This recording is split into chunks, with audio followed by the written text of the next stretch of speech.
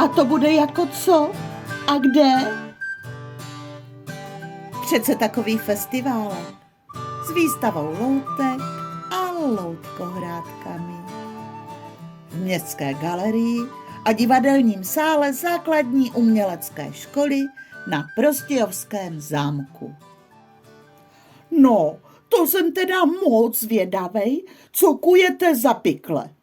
Tady v galerii bude vstupní brána do pekla. Ale díky, vstupní brána do říše loutkových pohádek.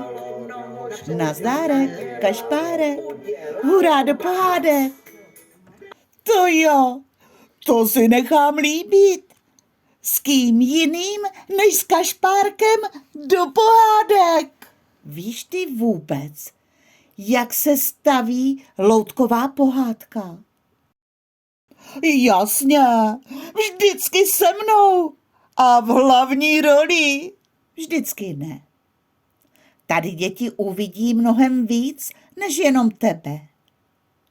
Peklo s čerty, zámek s králem, princem a princeznou, strašidelný les s čarodějnicí, vodníkem a strašidlem a dračí jeskyni s velkým a malým drakem. No jo, samé slavné scény a jejich loutkové hvězdy. A co bude tady? Viděl jsi někdy, jak se rodí loutka? Třeba jako si ty? No jak? To by mě teda moc zajímalo. A právě v této místnosti to zažiješ s nefalšovaným řezbářem loutek.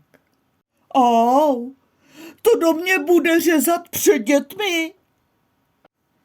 Ale jdi ty už seš přece vyřezanej.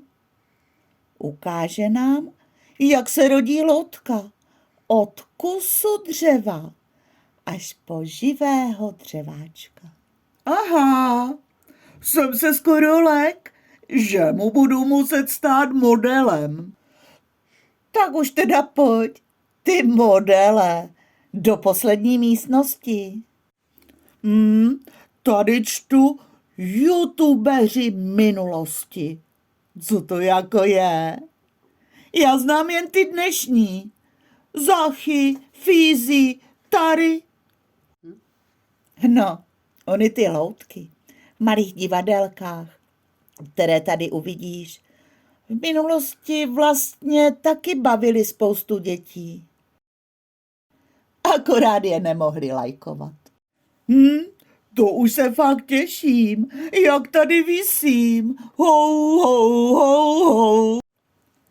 Nic se neboj. Viset moc času nebude. Chceme, aby se pořád něco dělo. Něco se hýbalo. Ty i tví kámoši dřeváčci nebo živáčci, co vás přijdou okouknout. Ten loutkofest bude pekelnej, ale pekelně dobrý.